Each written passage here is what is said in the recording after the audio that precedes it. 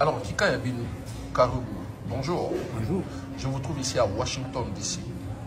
Qu'est-ce que vous venez faire dans la capitale américaine? Je suis ici pour pouvoir parler avec les décideurs américains dans les différentes institutions, que ce soit au Congrès ou au département d'État ou même au Conseil national de sécurité, et pourquoi pas les différentes structures qui s'intéressent au Congo et leur parler de la situation actuelle au Congo, qui est une situation catastrophique.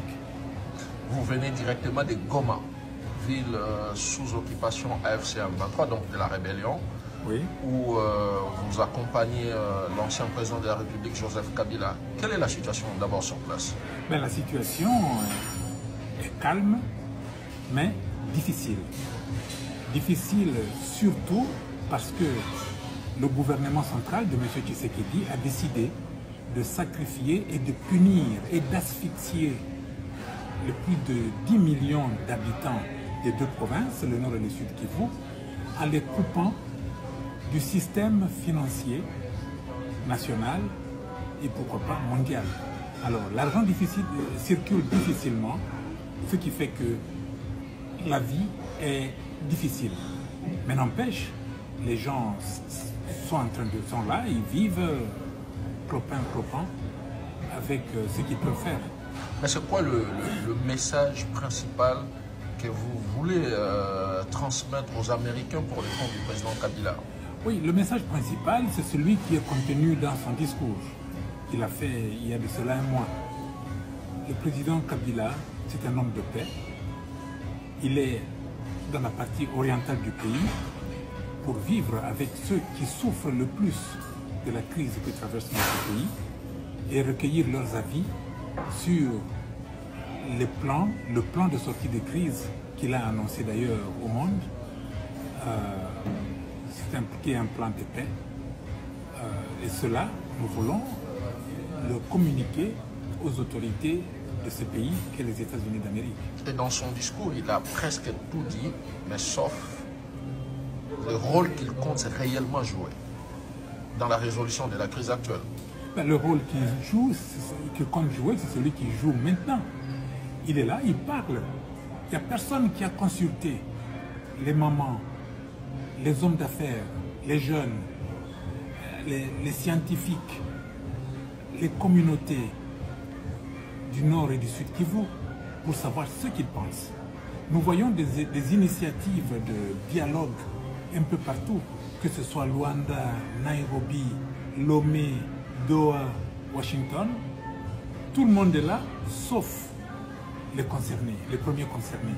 Et les premiers concernés, dans ce cas, ce sont les populations meurtries des deux Kivu. Raison pour laquelle le président Kabila est allé parler avec eux pour recueillir leurs avis et les porter à la face du monde. Et pour Kinshasa, Kabila joue bien le rôle de chef de file de la rébellion AFC M23. Mauvaise lecture, bien sûr. Le président Kabila est un ancien chef d'État. Je le vois mal. Et d'ailleurs, je sais que le président Kabila ne peut pas jouer un rôle comme chef de file d'une rébellion quelconque.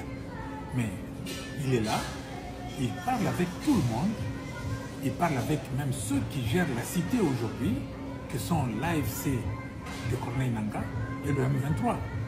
Il a des échanges avec eux dans le but de voir si on peut trouver des passerelles qui vont ramener à une solution pacifique. Mais comment expliquer le fait qu'il se fasse aujourd'hui sécurisé par ces dirigeants de la rébellion qu'il a, lui, Kabila, défait donc, entre 2012 et 2013, et en quittant le pouvoir en 2019, il a même laissé certains responsables de cette rébellion en prison.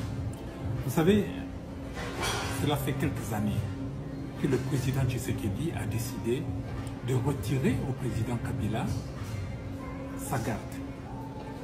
Il lui a envoyé quelques policiers qui étaient, n'est-ce pas, à l'aube de leur retraite. C'était des policiers fatigués pour garder l'ancien chef d'État.